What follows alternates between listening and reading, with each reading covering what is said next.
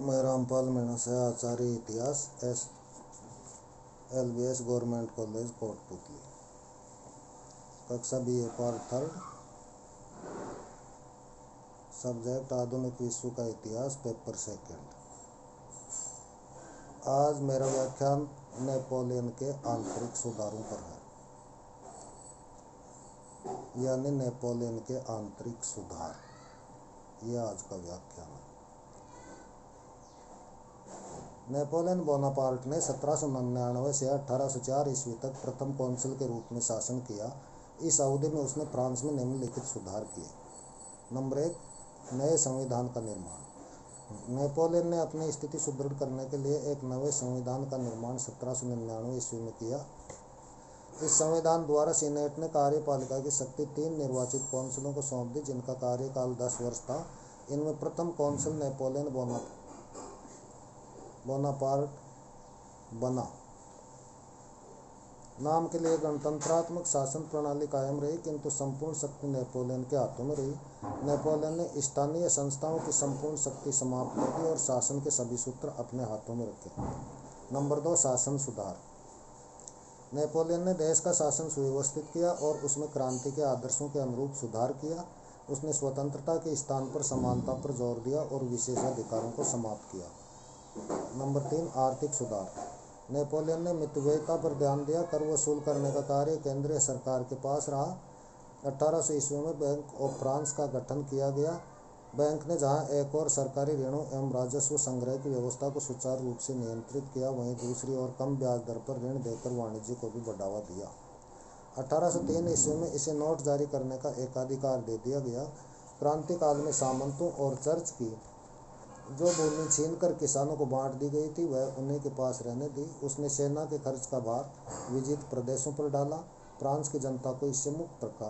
व्यापार के विकास के लिए आवागमन के साधनों पर पर्याप्त ध्यान दिया। व्यापारियों एवं साहूकारों को व्यापार बढ़ाने हेतु प्रोत्साहित किया।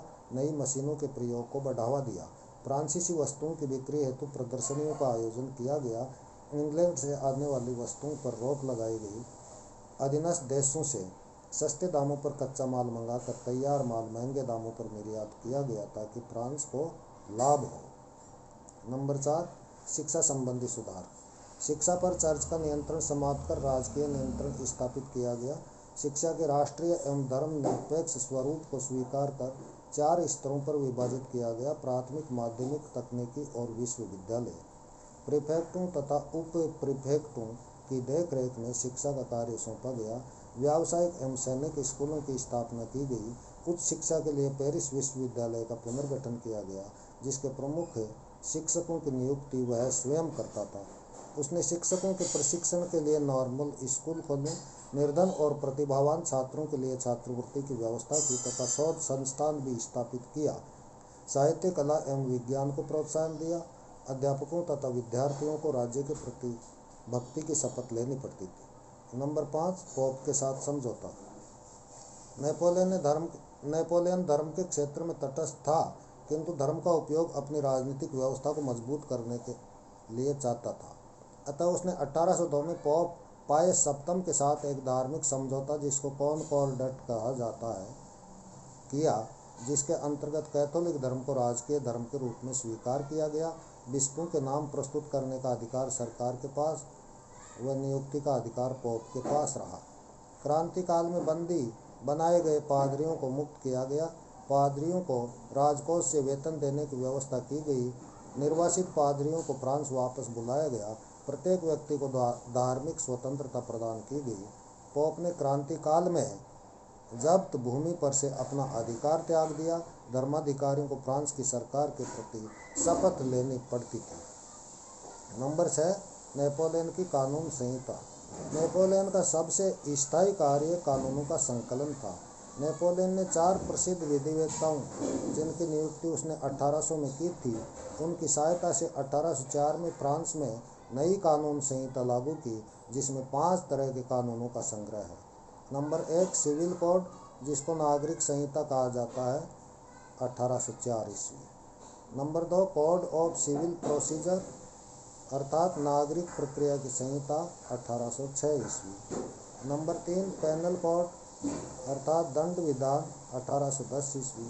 Number 4 code of criminal procedure अर्थात अपराध मूलक प्रक्रिया की संहिता 1808 ईस्वी।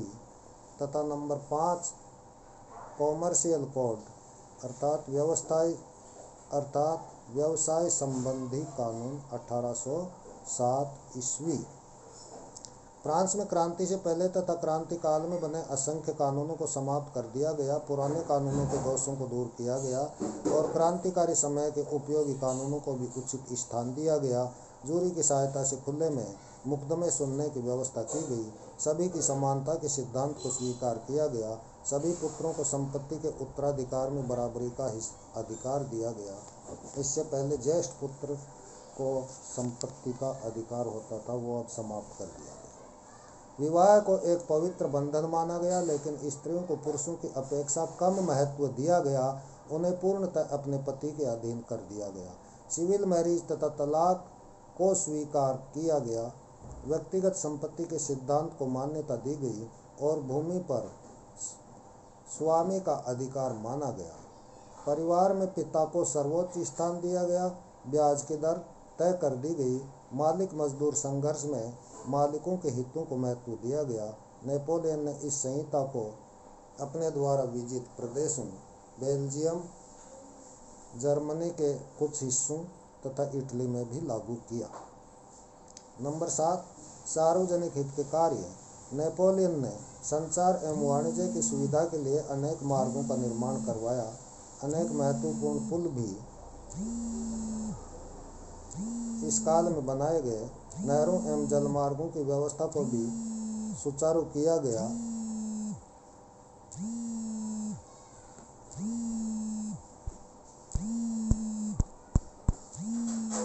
नहरों एवं जल मार्गों की व्यवस्था को भी सुचारू किया गया। नौसैनिक एवं वाणिज्यिक बंदरगाहों का भी विस्तार एवं दुर्गीकरण किया गया। खतरनाक दलदलों को सुखा दिया गया। अनेक राजप्रासादों की मरम्मत एवं अलंकरण का कार्य किया गया। नए स्मारक बनाए गए। सड़कों के किनारे छायादार वृक्ष लगाए गए।